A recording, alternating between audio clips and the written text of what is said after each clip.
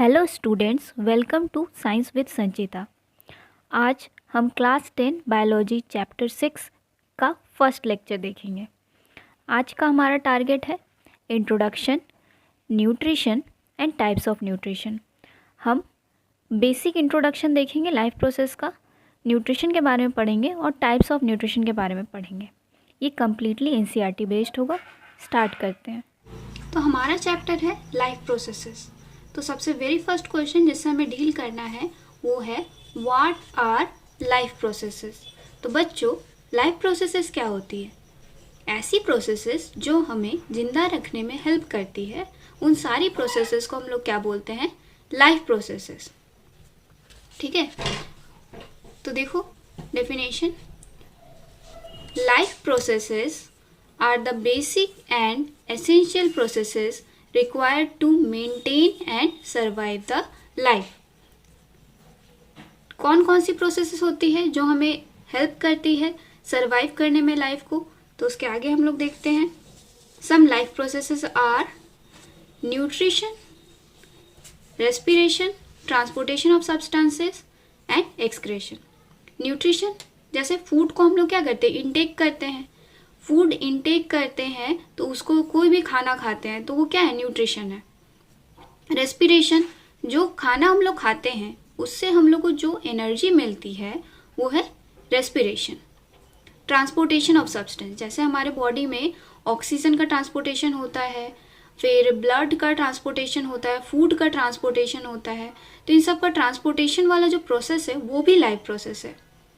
और लास्ट है एक्सक्रेशन, जो भी हमारे अंदर वेस्ट क्रिएट होता है वो उसको निकालने वाला जो प्रोसेस है उसको बोलते हैं एक्सक्रेशन। इन सबको हम लोग डिटेल में पढ़ेंगे, बस डेफिनेशन जानना है कि लाइफ प्रोसेस क्या है। तो life process are the basic and essential processes required to maintain and survive the life. Some life processes are nutrition, respiration, transportation of substances and excretion. Now next हमें deal करना है what criteria do we use to decide whether something is alive। मतलब अगर आपसे पूछे कि एक कुत्ता है, वो दौड़ रहा है, भाग रहा है, क्या वो जिंदा है या नहीं, तो आप कहोगे कि उसमें मूवमेंट हो रहा है तो वो क्या है? वो जिंदा है। लेकिन वही कुत्ता सो रहा हो तो वो कैसे बताएंगे वो जिंदा है? तो हम लोग चेक करते हैं कि वो सांस ले रहा है कि नहीं। ठीक है, तो सांस ले रहा है तो वो जिंदा है। तो अब अगर पूछा जाए प्लांट वो जिंदा है कि नहीं, तो आप बोलोगे कि वो ग्रीन है तो वो जिंदा है, या फिर वो ग्रो कर रहा है तो वो जिंदा है। लेकिन कुछ ऐसे भी प्लांट्स होते हैं जो ग्रो नहीं कर रहे हैं, उतना अच्छे से ग्रो करते हुए नहीं दिखाई दे रहे, या फिर ग्रीन कलर के नहीं है, तो उसमें हम लोग कैसे बोलेंगे वो अलाइव है कि नहीं है? तो क्या क्या क्राइटेरिया के हिसाब से हम बोल सकते हैं कि कोई अलाइव है या नहीं है? ठीक है, तो इसके लिए एक ट्रिक बता देते हैं आपको। इसका ट्रिक का नाम है मिसेस ग्रेन। याद रखना है, अगर आपको अलाइव बताना है किसी भी इंसान, किसी भी चीज को, तो सबसे पहले आपको ये वाला याद रखना है, Mrs green. M for movement, R for respiration, S for sensitivity, G for growth, R for reproduction, E for excretion and N for nutrition. अगर आपको उसमें मूवमेंट नजर आ रही है तो वो अलाइव है। या फिर रेस्पिरेशन माने किसी भी तरह का आपने फूड लिया है, उससे एनर्जी मिलने के प्रोसेस को हम लोग बोलते हैं रेस्पिरेशन। सेंसिटिविटी, जैसे कोई चीज़ गर्म लग रही है या फिर कोई चीज़ का सेंस करना, जैसे टच किया सेंस हो रहा है, तो इस तरह का सेंसेस को हम लोग बोलते हैं सेंसिटिविटी। ग्रोथ, अगर ग्रोथ दिख रहा है, डेवलपमेंट दिख रहा है, तो उसमें हम लोग क्या बोलेंगे? वो चीज़ अलाइव है। रिप्रोडक्शन हो रहा है, मतलब जो पेरेंट्स है उसमें से न्यू बॉर्न बन रहे हैं, तो हम लोग बोलेंगे रिप्रोडक्शन हो रहा है। एक्सक्रेशन, वेस्ट प्रोडक्ट्स का रिमूवल हो रहा है तो बोलेंगे कि वो अलाइव है। और न्यूट्रिशन, मतलब फूड का इंटेक हो रहा है तो भी अलाइव है। तो कोई भी अलाइव है कैसे पता करेंगे? तो इसका एक ट्रिक है मिसेस ग्रीन। अगर इन सब में से कोई भी एक प्रोसेस हो रहा है मतलब वो अलाइव है। तो ये था चैप्टर का फर्स्ट इंट्रोडक्शन।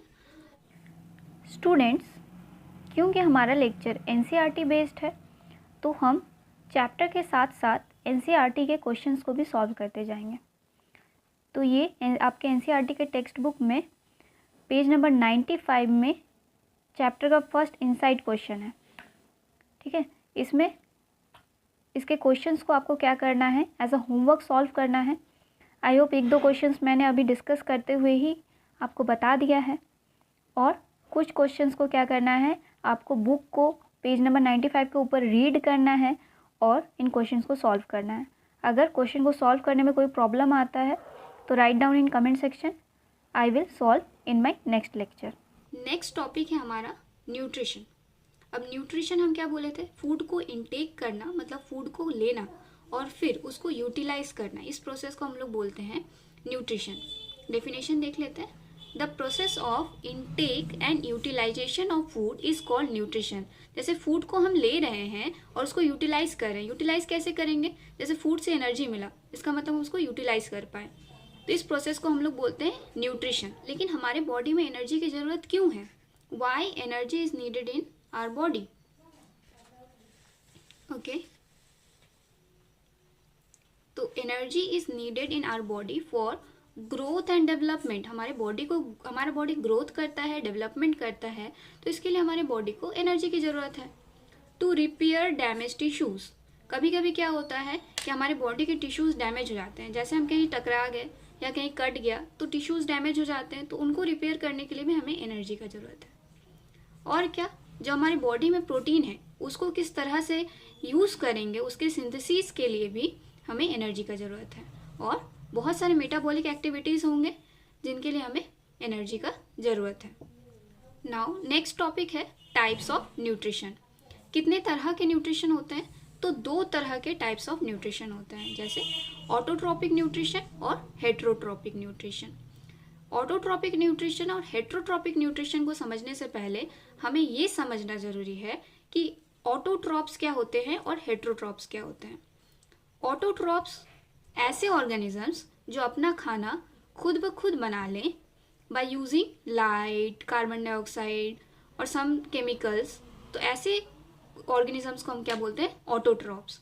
और जिस तरह का न्यूट्रिशन वो करते हैं उस न्यूट्रिशन को हम लोग बोलते हैं ऑटोट्रॉपिक न्यूट्रिशन। डेफिनेशन देखते हैं। These organisms can produce its own food using light, water, carbon dioxide और अदर केमिकल्स। एग्जाम्पल याद रखना है, ऑटोट्रॉप्स का एग्जाम्पल क्या है, ग्रीन प्लांट्स। ग्रीन प्लांट्स अपना खाना खुद बनाते हैं फोटोसिंथेसिस करके। अब हमें क्या करना है, फोटोसिंथेसिस को आगे डिटेल में पढ़ना है। और सम बैक्टीरिया, कुछ बैक्टीरिया भी ऐसे हैं जो अपना खाना खुद बनाते हैं। और इन जो मोड ऑफ न्यूट्रिशन ये फॉलो करते हैं, उनके मोड ऑफ न्यूट्रिशन को क्या बोलते हैं, ऑटोट्रॉपिक न्यूट्रिशन। नेक्स्ट हम लोग जानते हैं हेट्रोट्रॉप्स क्या होते हैं और हेट्रोट्रॉपिक न्यूट्रिशन को समझते हैं। ऐसे ऑर्गेनिजम्स जो अपने फूड के लिए दूसरे ऑर्गेनिजम्स पे डिपेंड करते हैं। अब दूसरे ऑर्गेनिजम्स कौन होंगे, डायरेक्टली या इनडायरेक्टली वो ऑब्वियसली ऑटोट्रॉप्स ही होंगे, ठीक है। तो ऐसे ऑर्गेनिज्म जो अपने फूड के लिए ऑटोट्रॉप्स पे डिपेंड करें, ऐसे ऑर्गेनिजम्स को हम लोग बोलते हैं हेट्रोट्रॉप्स। एग्जाम्पल्स है एनिमल्स और फंजाई। अब एनिमल्स, ह्यूमन बींग्स भी एक एनिमल ही है, तो हम लोग इसी कैटेगरी में आ जाते हैं। हम लोग भी अपने फूड के लिए क्या करते हैं, ऑटोट्रॉप्स पे डिपेंड करते हैं और fungi, and their mode of nutrition is known as heterotrophic nutrition, okay. तो ये था आज का इंट्रोडक्शन लेक्चर। अब आगे के आने वाले नेक्स्ट लेक्चर में हम लोग इस चैप्टर का वेरी फर्स्ट इंपॉर्टेंट टॉपिक शुरू करेंगे। इन डिटेल ऑटोट्रॉपिक न्यूट्रिशन को इन डिटेल में समझेंगे। इसके आगे का लेक्चर्स बहुत ज़्यादा इंपॉर्टेंट है। Thank you.